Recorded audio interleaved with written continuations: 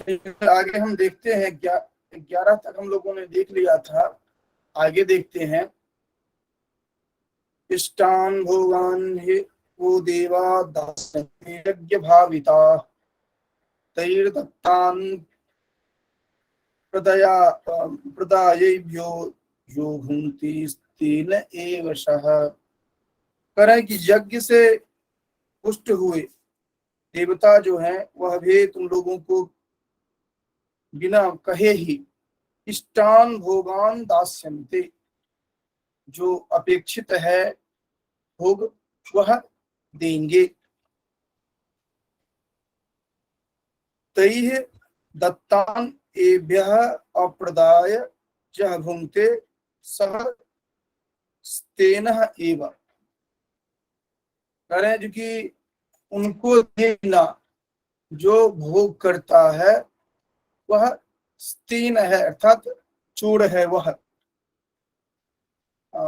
ये बात हमने वहां भी देखा था उपनिषद में भी, तेन तेन भुंजी था माग था कस सुधनम।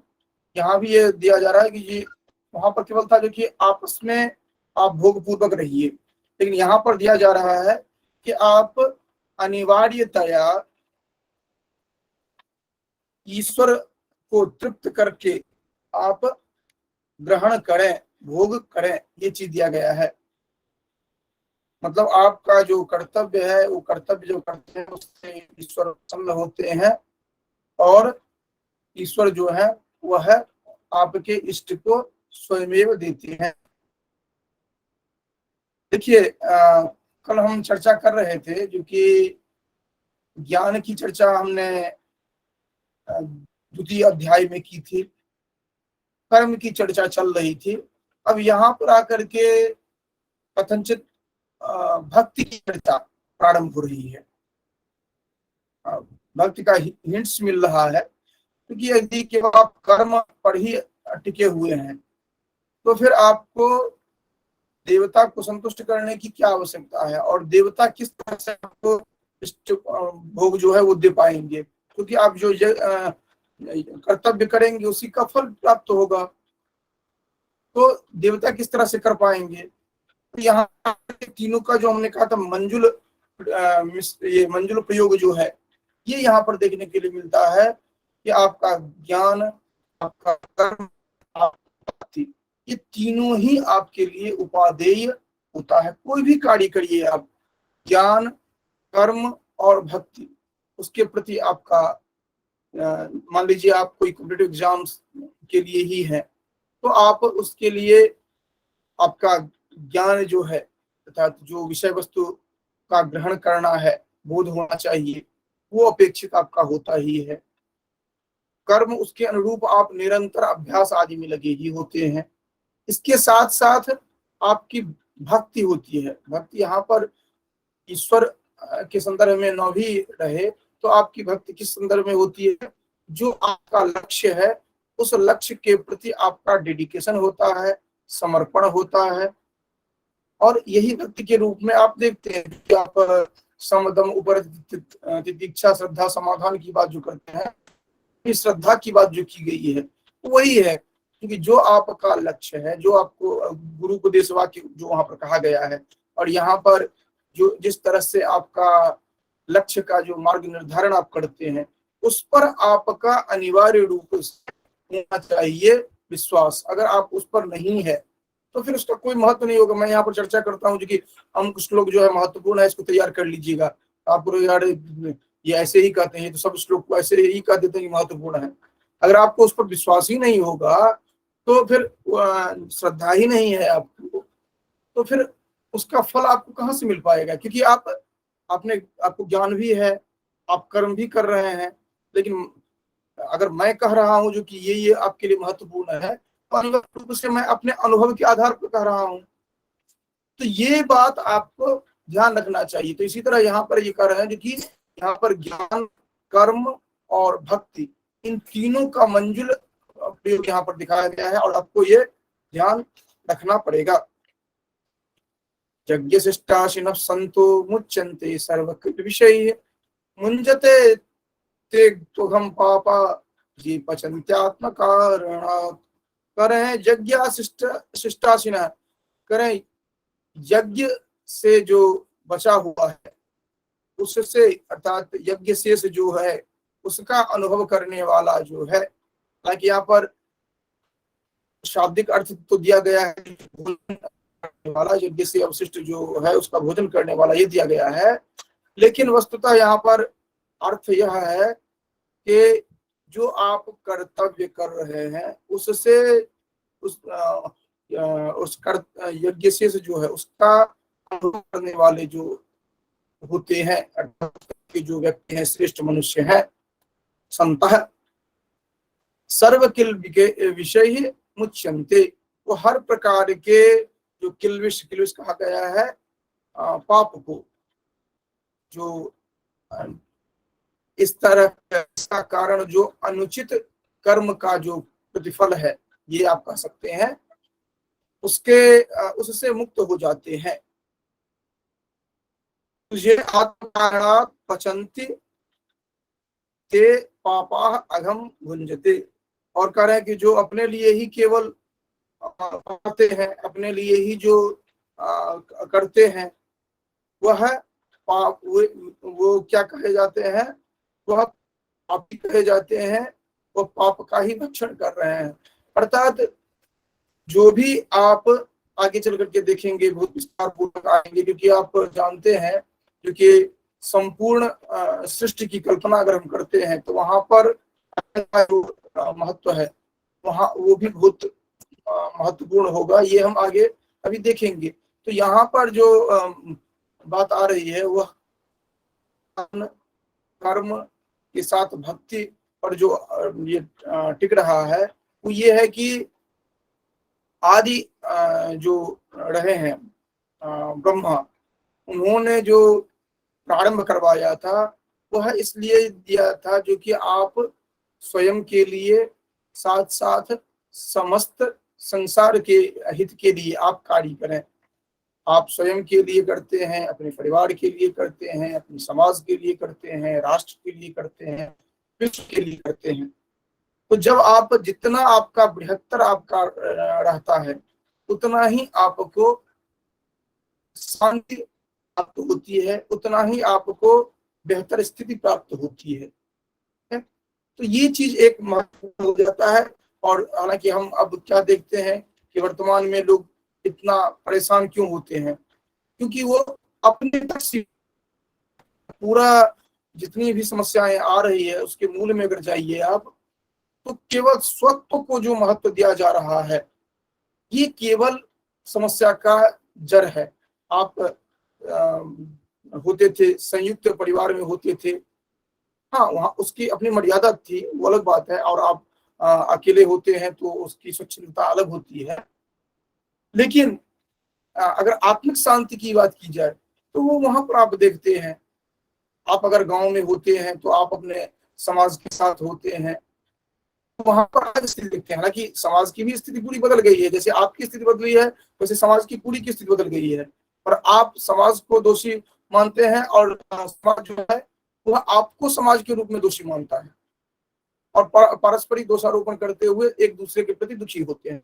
तो कुल मिलाकर के बदल गया है, यही हमारा व्यापारिक स्वरूप जो आ गया है यही कष्टकर हुआ है। तो ये कह रहे हैं जो कि आप जो कर्तव्य कर रहे हैं उस कर्तव्य का उसका जो शेष है, उसका जो अनुभव है वो अगर आप करते हैं तो आप हर तरह के पापों से मुक्त हो जाते हैं। और जो सिर्फ अपने लिए ही चिंतन करते हैं, अपने लिए ही खाते हैं, अपने लिए ही भोजन करते हैं, उसे उन्हें पापी कहा जाता है और वो केवल पाप भक्षण ही करते हैं। एक मिनट के लिए आप कल्पना करिए जो कि अगर आपके पास का टुकड़ा है, भूमि भाग है, तो भूमि भाग आपको केवल निधि के रूप में दिया गया है कि जब तक आप हैं तब तक आप अपना भरण पोषण कर सकें, परिवार का भरण पोषण कर सकें, समाज के लिए ये कर सकें। और वह आप जाते हैं वह जमीन वैसे ही होता है, फिर ट्रांसफर हो जाता है। अगर आप लीगल वे में भी देखें तो आपका जमीन, आपका जो संपत्तियां हैं वो संपत्तियां हमेशा के लिए आपका नहीं है। अगर आज ही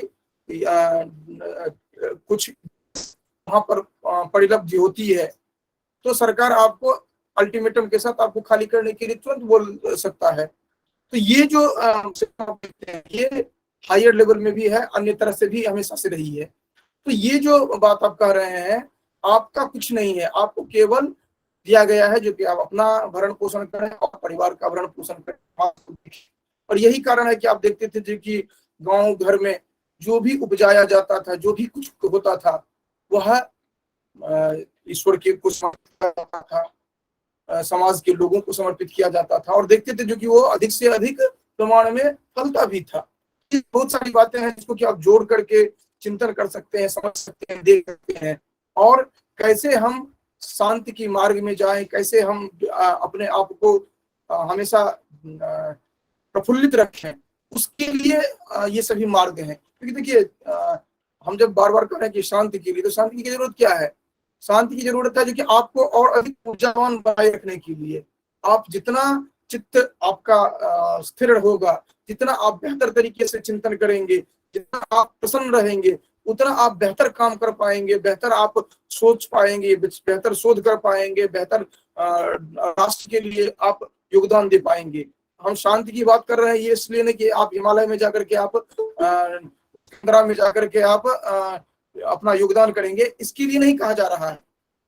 इसलिए कहा जा रहा है कि आप राष्ट्र के लिए योगदान कर पाएंगे, आप पूर्ण रूप से समर्पित होंगे अपने आप में, प्रसन्नता के साथ आप। हम अगला श्लोक देखते हैं। अब ये जो श्लोक है ये बहुत ही महत्वपूर्ण है। अभी आपने जो एक क्रम में देखा था उसी क्रम को हम आगे ले चल रहे हैं। आप द्वितीय अध्याय में कर्म की बात आपने की थी, सॉरी ज्ञान योग की बात की थी। तृतीय में प्रारंभ में ही आकर के कर्म की बात आपने की, और इसके साथ ही साथ आप यहाँ पर आकर के जो भक्ति है उसका पुट करते हुए आपको ये बताने का प्रयास किया जा रहा है कि ये जो कुछ भी है यह आप को बस दृष्टि से दिया गया है, जिससे कि आप अपने आप को समुचित रूप से कर्तव्य पथ पर रख सकें। में ये श्लोक आप देख रहे हैं, अन्नाद्वन्ति भूतानि पर्जन्यादन्न संभवः यज्ञाभवति पर्जन्यो यज्ञ कर्म समुद्भवः। देखिए ये बहुत ही महत्वपूर्ण श्लोक है। हालांकि हमें प्राप्त होता है तो हम नहीं समझ पाते हैं क्योंकि अन्न का क्या महत्व है। आप औपनिषदिक परंपरा में भी अगर देखें, ऐतरेय उपनिषद आदि में देखेंगे आप, इतना ही नहीं अन्य स्थलों पर भी आप अन्न का महत्व जो है वो आप बहुत ही महत्वपूर्ण दृष्टि से देख पाएंगे। अन्नम वै ब्रह्म, या फिर अन्नम वै जायते प्राणिनाम प्राणः आदि बहुत सारे संदर्भ दिखते हैं। आप कह रहे हैं जो कि अन्न जो है वह संपूर्ण प्राणी जो है, भूतानि अन्नात् भवन्ति, अन्न से ही आप प्राणी देख रहे हैं उनकी उत्पत्ति होती है।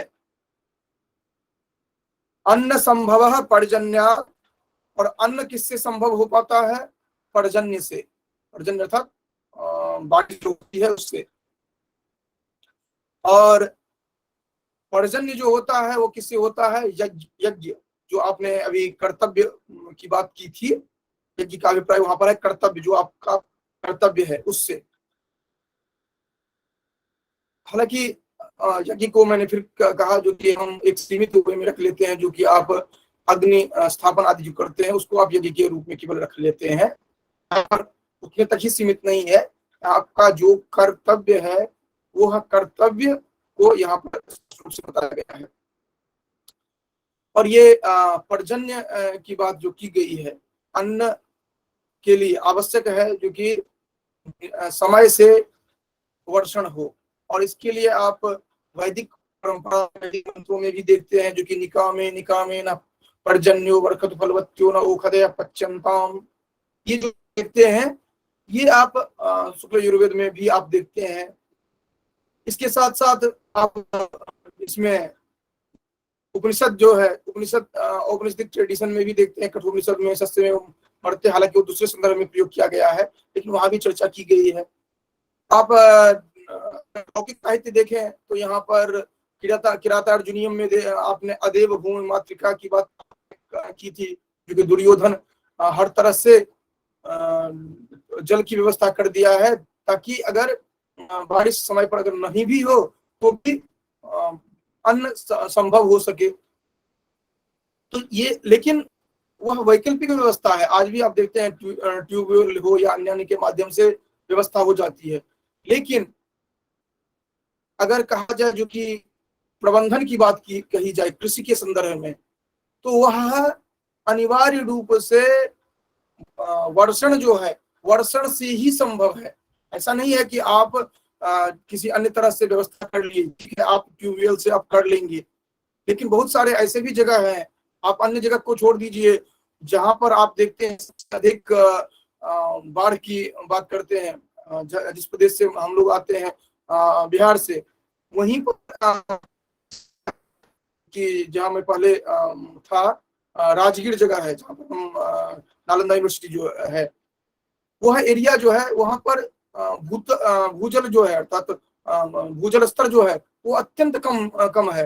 वहां पर आपको नहीं प्राप्त होंगे, जबकि आप बगल में देखते हैं जो कि बाढ़ की भूमि है, और वहां पर जल की ये स्थिति है जो कि अभी आपने करंट अफेयर्स में भी आप सुना होगा, जो कि नीतीश गवर्नमेंट के माध्यम से गंगा के जल को गया है वहां पर। तो ये जो सब देख रहे हैं आप, अगर आप वर्षण नियमित रूप से न हो, वर्षण जल अगर भूज जल स्तर को सुधार न करे, तो आप बहुत दिन तक वैकल्पिक रूप से नहीं चल सकते हैं। इसीलिए ये जो कहा गया है, इसमें आप ये मत समझिए जो कि पर्जन्यादन संभव जो कह रहे हैं, ये तो गलत कह रहे हैं, हम तो ट्यूबवेल से कर लेंगे तो भी उतना ही रहेगा, बरसात की जरूरत नहीं है। बरसात की जरूरत है, अगर वो ना हो तो संभव ही नहीं है। 1 साल 2 साल 10 साल आप कर लेंगे, उसके बाद संभव नहीं है। और पर्जन्य कैसे संभव है? पर्जन्य के लिए जरूरत है जो कि यज्ञा भवति पर्जन्य है, जो आपका कर्तव्य है वह अगर आप करते हैं, उससे ही ये संभव है। और यज्ञ कर्म समुद्भव है, और जो कर्म है आपका, कर्म किस तरह से, देखिए अभी मैंने यज्ञ कहा, यज्ञ को मैंने कर्तव्य से ऐड किया, और कर्म की बात मैं कर रहा हूं। तो कर्म का अभिप्राय जो हो रहा है वह किस तरह से हो रहा है?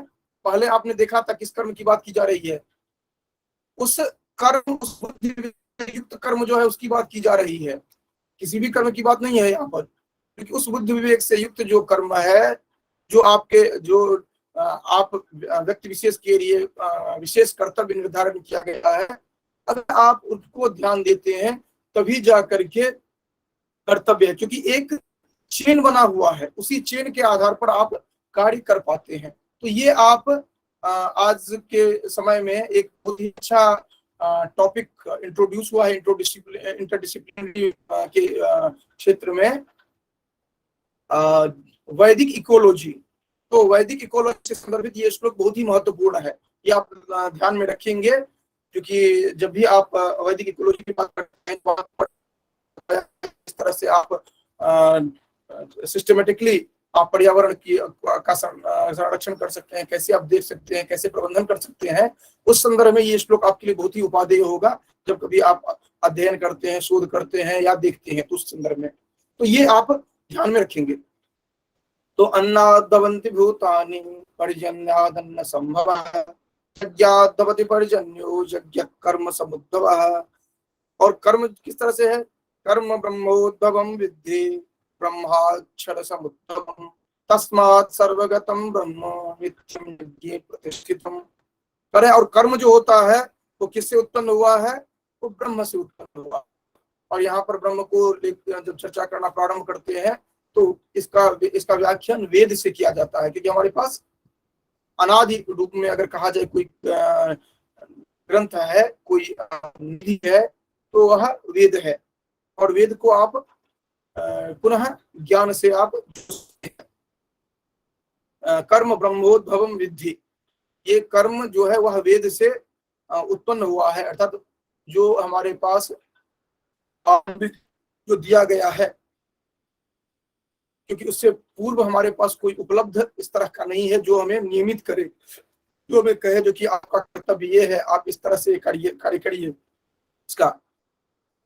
और ब्रह्माक्षर समुद्भवम, और ब्रह्म जो है वो अक्षर समुद्भव है, अक्षर को दिया गया है। जब आप पढ़ेंगे तो प्रणवाक्षर जो है ओंकार, वहां पर आप पहुंचेंगे, जो कि ये इसका विस्तार में अगर आप पढ़ना चाहें तो वाक्यपदीयम ग्रंथ है, उसके स्टार्टिंग के लगभग 10-15 श्लोक आप पढ़ेंगे तो आपको समझ में आ जाएगा, जो कि किस प्रकार से संपूर्ण जो अभी मैं यहाँ पर चर्चा कर रहा हूँ, जो कि कर्म ब्रह्मोद्भवम विद्धि ब्रह्माक्षर समुद्भवम, ये आपको, ये पंक्ति आपको वहां पर समझ में आएगा कि एक हायरार्की में वो समझाते हैं कैसे ये चारों वेद हैं और कैसे ये संपूर्ण संसार की सृष्टि हुई है और उनका मूल कैसे प्रणवाक्षर है, वो वहां पर समझ में आपको आएगा। क्योंकि यहाँ पर उसके प्रसंग तो है लेकिन विस्तार हो जाएगा, इस कारण समझ रहा हूँ, लेकिन आप अनिवार्य रूप से इसको जरूर देख लीजिएगा अगर इस पर आप कभी काम करना प्रारंभ करते हैं या दिखना प्रारंभ करते हैं तो। ब्रह्माक्षर समुद्भवम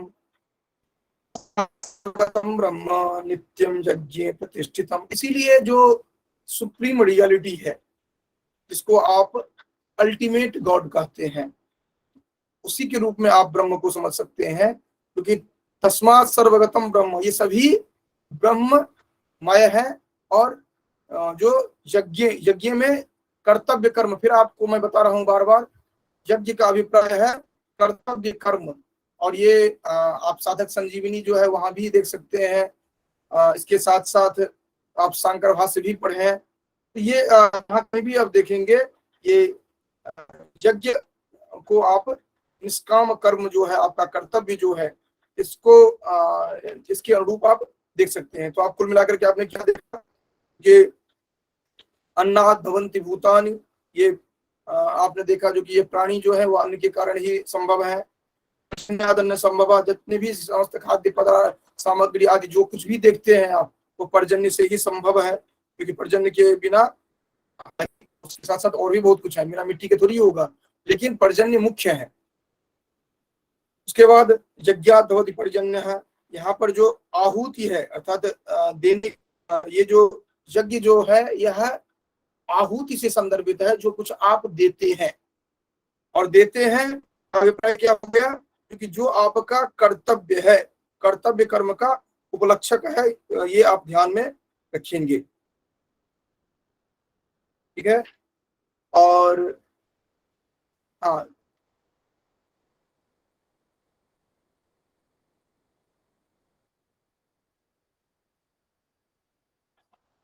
इसमें आप इसका संदर्भ हालांकि इन्होंने मनुस्मृति से भी दिया है, जो कि यज्ञ के को हम कर्म के रूप में क्यों लेते हैं, तो आप इसको इस तरह से ध्यान में रखें, जो है यज्ञ का अर्थ होमादि कर रहे हैं, बस उतना तक ये सीमित नहीं है, जो आपके लिए निर्धारित कर्तव्य है उस कर्तव्य की बात की गई है, और इसी में सब कुछ आ जाता है। आप तो बहुत बेहतर तरीके से जानते हैं, जो कि चिपको आंदोलन आदि जो हुआ था, ये सब इसी पर्जन्य जो है वह समय से हो, हमारा पर्यावरण संतुलन बना रहे, वृक्ष की कटाई न हो, आदि आदि जो है, इस पर बहुत सारे मनुष्यों ने अपना पूरा इस पर्जन्य के संदर्भ में जो जिस तरह उनको सुरक्षित रखा जाए इस को लेकर के, तो इसलिए कहा गया है तस्मात् सर्वगतम ब्रह्म नित्यम यज्ञ प्रतिष्ठितम, ये सब कुछ जो है वो सब कुछ नित्य यज्ञ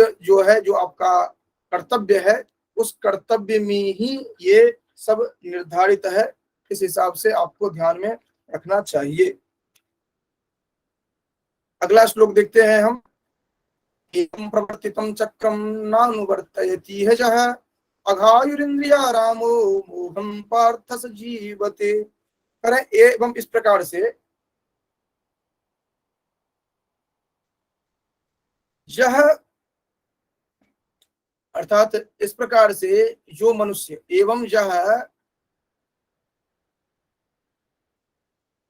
यह एवं प्रवर्तितम चक्रम, कह रहा है जो कि जो इस श्लोक में इस प्रकार इस कर्तव्य पथ पर चलता नहीं चलता है, न अनुवर्तयति, जो इस परंपरा से नहीं चलता है, जो अपने कर्तव्य को नहीं देखता है, जो कर्तव्य पथ पर नहीं होता है, सृष्टि के अनुकूल नहीं बरतता है, नानुवर्तयति, न अनुवर्तयति इह, नानुवर्तयति यह, वो फिर क्या होता है, इंद्रियारामः अघायो मोघम जीवति, वह इंद्रियारामः, है भ्रमण करना, भोग करना, इंद्रियों के भोग में लिप्त होकर के, अघ, अघ कहा जाता है पाप को, अनुचित कर्म फल को, अघायु पाप युक्त आयु को जीता है, और वह किस तरह का होता है, यह व्यर्थ ही है। वहां पर भी है ना, मेघदूतम में आप पढ़ते हैं याच्या मोघा, तो यहाँ पर मोघम, वह निरर्थक ही, व्यर्थ ही जीता है, अर्थात उसका जीना न जीना बराबर है। आप बहुत सारे व्यक्ति को देखेंगे केवल अपना खाने के लिए, अपने जीवन मात्र के लिए वो जीते हैं, तो उनका जीना न जीना बराबर है। क्योंकि अगर आप जी रहे हैं तो अनिवार्य रूप से आप अपने परिवार, अपने समाज, अपने राष्ट्र, विश्व के लिए अगर आपका जीवन है, तभी वह जीवन सार्थक है, अन्यथा उस जीवन का कोई महत्व नहीं है। तो चलिए आज हम 16 तक ही रख रहे हैं, इसके बाद हम अगले दिन देखेंगे। इसके अनंतर आप ये बीएसपी वाला जो है